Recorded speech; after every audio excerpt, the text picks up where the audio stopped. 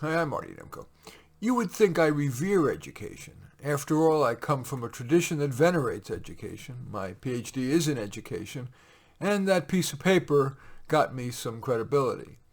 Yet I am mad at education, and here's why. Let's go chronologically. We'll start with Head Start. Of course, there are good preschools, but Head Start has long been touted as key to closing the achievement gap, and politicians love it because it's intuitively so appealing. Finally, an apple pie issue for both the left and the right. So, for the past 50 years, the amount of our tax dollars spent on Head Start has skyrocketed. The trouble is that the data doesn't support its value. No less than the Obama administration, wanting empirical support for Head Start, funded a major meta-evaluation, that's an evaluation of individual evaluation studies. The result? Head Start made no enduring difference. And a subsequent meta-evaluation was not much more sanguine. But the government has largely buried the results. The media hasn't dug it up, and Head Start continues to expand. $10,748,095,000 in 2021, an increase of $135 million over 2020 just to pay this year's tab. Is that a wise or even ethical use of your taxpayer dollars?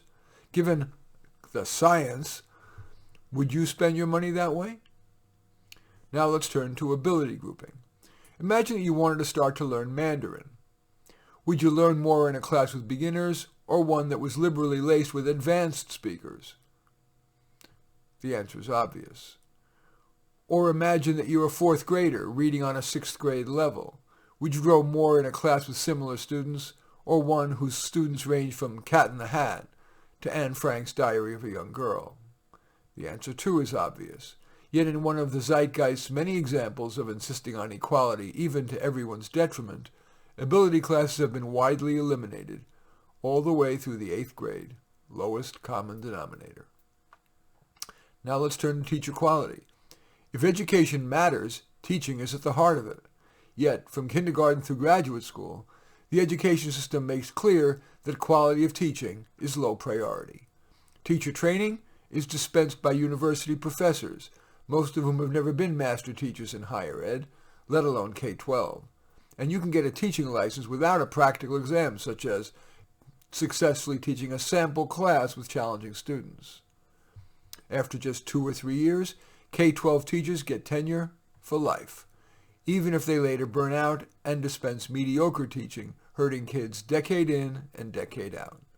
At universities, not only do professors get lifetime tenure, they're hired and promoted largely based on their research, which is typically inversely correlated with what undergraduate students need, a clear and compelling presentation of a field's basics, plus carefully crafted interactive activities and detailed feedback on students' work. Now let's turn to the curriculum. Curriculum is wildly, yes, wildly elitist. Can anyone claim with a straight face that quadratic equations belong in the curriculum, but how to create a good budget doesn't? That multiple books of Shakespeare are de rigueur, but books and videos on finding a career, mental health, and parenting are not? That 4 years of a foreign language, something very difficult to learn past early childhood, is mandated, but resolving conflict between people is absent from the curriculum? In higher education courses, disproportionate focus is on professors' research, largely arcana of far less practical import, compared with what they could have been teaching to undergraduates. The average academic journal article ends up read by just 10 people, mainly the authors, peer reviewers, and journal editors. By the way, every assertion such as that I'm making here is indeed backed up with a link to solid research, which you can find if you'll just Google the name of this article, which is Why I'm Mad at Education. You'll find it, and you can see the links to all of them. Now let's turn to bias. Axiomatic is that the well-educated person gets fair exposure to the full marketplace of benevolently derived perspectives. Alas, the schools and the colleges have been caught up in the vanguard of inculcating that left is right, with right-of-center perspectives disproportionately relegated to the role of whipping boy or provider of just enough balance to reduce accusations of bias. Now let's focus on college specifically. At college, substance abuse, formerly mainly alcohol, now well accompanied by weed, uppers, downers, and mushrooms, is rampant, at least when colleges again are open for business. Yes, business. But rather than investing in loco parentis, that is supervision instead of parents when your kids are at college, which would provide a nurturing greenhouse to rein in long-term damaging behavior among green emerging adults fresh from their parents' watchful eye, colleges spend minimally, have a junior or a senior living in the freshman dorm, and offer workshops on drugs. Instead, colleges spend big on what will bring in money, fancy buildings, shrubs, swimming pools, and big-time sports teams that will recruit students and extract money from alumni.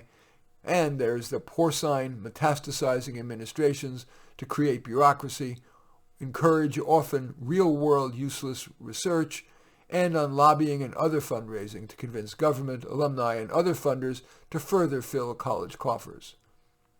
Little surprise that the definitive study of student growth at college, Academically Adrift, out of the University of Chicago Press, found that 45%, that's almost half, of students grew little or not at all from freshman through senior year in the most central of should-be goals of a college education, critical thinking, complex reasoning, and writing. Even despite the rampant grade inflation, and again, I have a link to a site that documents how rampant it is. According to the National Center for Educational Statistics, only 62% of freshmen graduate even if given 6 years. And according to 2020 data from the Federal Reserve Bank of New York, the unemployment rate among bachelor's degree holders is higher than in the general population, and 34% of all employed college graduates have a job that doesn't require a college degree. No surprise, few colleges put such information on their website. They do, however, devote plenty of space to pictures of small classes of engaged students, which is an anomaly on many campuses, undergraduates staring into a test tube with a background of a kaleidoscope of cool scientific equipment, and happy graduates tossing their mortarboards into a blue sky. Whimper for the buck, not bang for the buck. The U.S. spends 50% more per capita per student than the average among the 35 most developed nations, yet in international comparisons ranks middle of the pack, below, for example, my parents' home country of Poland. Yet despite education's marketing machine insisting that if only it had more money, the evidence, the so-called science, doesn't support that. Would you spend a significant amount of your own money for such a poor result? And regarding education's emotionally compelling claim that education is the staircase out of the ghetto, despite $22 trillion in 50 years of spending on compensatory education and social programs, the achievement gap remains as wide as ever. Again, I have citations for all this in the article that I just mentioned. College costs continue to rise well above inflation to an astronomical amount. Sticker price at a brand-name private college is over $300,000 for one kid. And that assumes they graduate in 4 years. $150,000 for 4 years all in at a brand-name coastal public university. And that's the in-state rate. And the college business, which claims to care about students, isn't giving major discounts, despite COVID having reduced the college experience to Zooms. Now let's turn to solutions for students and parents. Despite attempts at homogenization, schools and especially teachers vary in quality. Make the one-time effort to get your child into a well-suited school. Don't just rely on test scores. When schools reopen, walk down the halls. Do you sense that your child would find most of the instruction interesting? Are most of the kids engaged? On the schoolyard, is the general tenor of one of kindness or of undue aggression? Colleges accrue their prestige mainly from research productivity, which can be inversely correlated with the quality of undergraduate instruction, and the efforts made to provide a quality extracurricular and residence hall experience. Yet prestigious universities are the most expensive option. Do consider community college for the first 2 years. The instructors are more teaching-oriented. At many, there are challenging courses and rich extracurricular activities, and even though most community colleges don't offer residence on campus, mightn't your child benefit from a couple more years of maturation under your watchful eye? Whether in high school or college, the benefit a student derives depending more on whether she makes the most of the school than on which school she attends.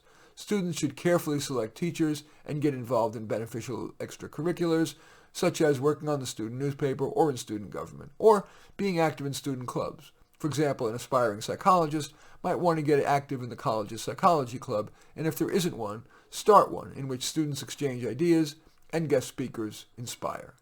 Of course, think twice before voting for yet another increase in education spending, for example, school bond issues and candidates who run on expanding spending on education. And finally, solutions for society. I am unaware of a societal institution more entrenched in the status quo than is education. It's clear that especially for difficult-to-learn subjects such as algebra, homework consisting of interactive video modules taught by the world's most transformative instructors would be of greater benefit than pages 434 to 438, the odd problems. But despite major effort to make that a reality, including some of my own, the response has been stonewall. The system is very good at expanding the already incomprehensible and incomprehensibly large library of often contradictory and certainly ever-changing local, state, regional, and federal rules and policies. A massive, expensive bureaucracy has been created to monitor implementation of that library of rules and regulations. Kids would learn more and teachers feel less oppressed if we eliminated all that and reallocated the money to teachers and to principals to spend as would most benefit the children. I would love to resume my love affair with education, but for now, I'm mad at it. In any event, I do thank you for watching. I'm Marty Nemko. I welcome your thumbs up and accept your thumbs down. I always look forward to your comments and especially like it if you hit the share button below. Share on your social media so that my efforts can have broader impact. And I am flattered if you choose to subscribe to my channel. And in any event, I do thank you for watching. I am Marty Nemko.